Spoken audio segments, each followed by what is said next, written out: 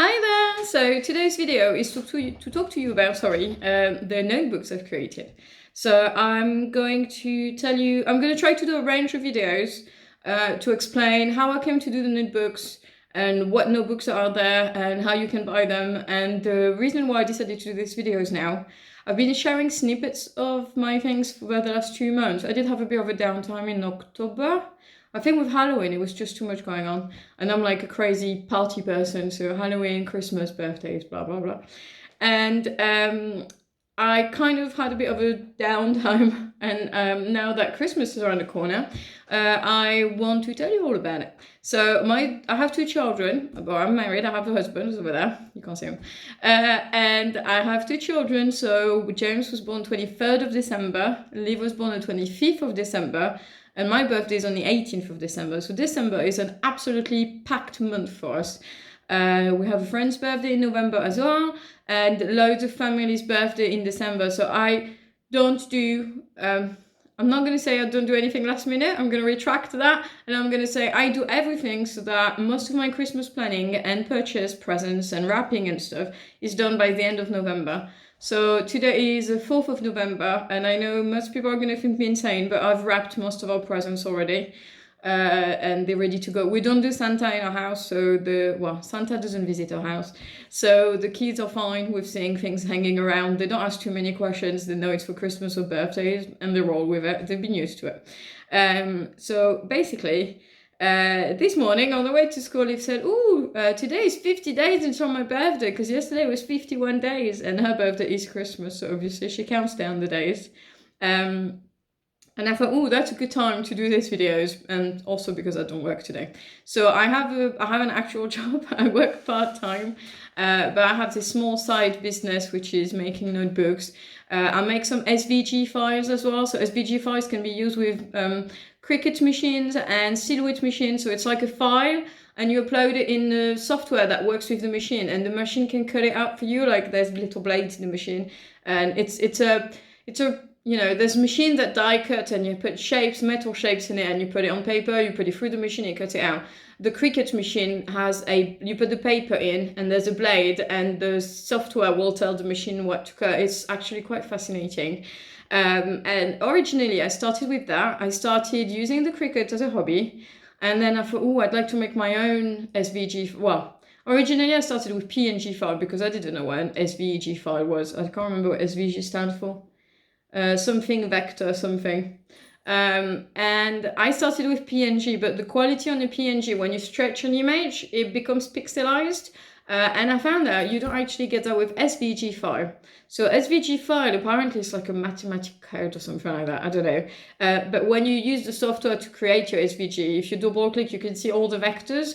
And when you stretch the image, the vectors just stretch, but your image stays, I'm going to say consistent, like the line remains neat. You don't get any pixelization like you do with a PNG image. So I did a bit of kind of hand lettering. Let's call it hand lettering. So it's kind of, you can buy a little, so I have a little tablet. It's a Wacom tablet. It's a small one. You can have medium and big, I think. But I think that's more for people who do proper artistry, digital design and all that stuff. There's some beautiful things out there.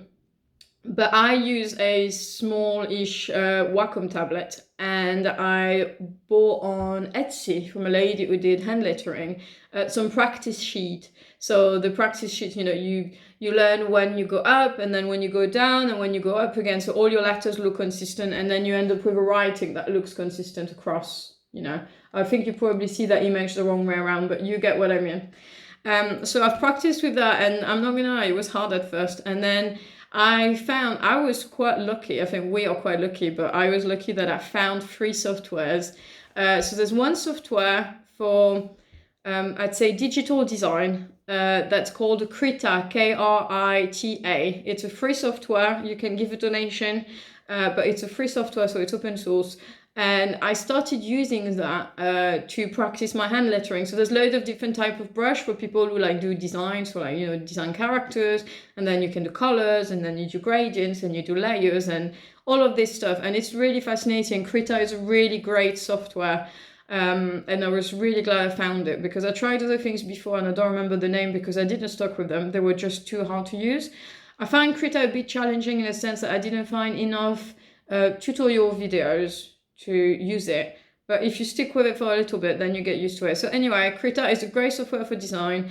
And that's where I started doing my PNG files of, you know, my handwritten statements or quotes or whatever you want to call it. And then I realized, I put them on Etsy as PNG files, and I realized that the quality, when you stretch it really fast, so I'm talking about an image from like that size to that size on the Cricut machine, the quality wouldn't be as perfect as I want. And I'm a bit of a perfectionist. I want it, if you sell something, I want it to look as good as possible. And I didn't get that. So I started looking into SVG files, and then I turned my PNG quotes into SVG quotes. And I put these for sale on as well on Etsy. But I'm not gonna lie, it's not working very well. I think it's a bit too niche. I think you have to find these kind of people who are interesting in this kind of quote. And I think these quotes meant things to me, and they don't necessarily mean things to people. But I will try to remember to tell you why I wrote these quotes, because I made up these quotes. I talked to people, and then we talk about this or that, and then I thought, oh, that would be a good quote, because it meant something to me at that point in time. And I just think my quote's not necessarily relevant as a SVG file for people to use. So when you sell an SVG file, people can buy it to print it on t-shirts, they can print it on notebooks, they can make vinyl stickers out of them, you know, that whole kind of stuff you can make. There's a whole thing from Cricut you can buy, it's a mug press. So you put your mug in it and the system presses something onto the mug, and then you end up with your design on a mug, which I think is really cool. But all of that is a lot of investment, and I don't see myself starting shipping mugs anytime soon. So I've decided to go down that road. So I found someone who was talking about low content book. And low content books, it's basically, so you have normal books. On Amazon, you can publish your own book. So you write your book and you publish an ebook, or you can publish a paper book. And now I've actually noticed they do a beta of a hardcover book. I've not tried the hardcover book yet, but the paperback, you can upload your cover, upload the content of your book, and then they'll print it for you. So that's a normal book. You can also upload a low content book, which is what I'm doing. So I'm just looking for one that's empty because I've used a lot of them. So you upload your cover, and then you upload your file for the inside. So in my case, it's PDF files, but there's different types of PDF depending on what kind of notebook we're looking at. So for example, that's a gratitude journal. So there's a bit of gratitude, and here there's some pages of journaling. So I upload my PDF document into the system, and then it goes through Amazon. Amazon has a look and they make sure everything is in order, and then they publish it onto the Amazon website. And what I find really brilliant is, I know we're very, very into reducing waste and things at the moment, and you know, I've been looking into frugality and what's the word? Purchase that you make because you need it, rather than, you know, you feel down and you buy something. I've been trying to be a bit more intentional. The word is intentional, is coming back to me. Intentional purchase. And with these notebooks, obviously you're going to use them. They're going to generate a little bit of, you know, like any notebook, you're going to have some waste eventually down the line, but it's only printed when you order it. And I think that's brilliant, because there's so much stuff in the shop that people are not necessarily going to buy, and I don't know where it goes afterwards. And I really like that. I know not everybody is for Amazon, but I really like that Amazon is doing that print on demand. And you'd be surprised, it's surprisingly quick. Considering they print it on demand, it only takes about 2 days. I think I ordered one on Prime once. It came the following day. I was really impressed. So in terms of price, the prices were ranged. So I'm not going to talk to you about price, because the UK price are different from the Euro price, which are different from the US price. But basically, if you go on Amazon from your country, so for me in the UK, it will be amazon.co.uk, and you write Steph made it for you, with spaces, it will find my author name. So all my notebook are registered under my author name, which is Steph made it for you.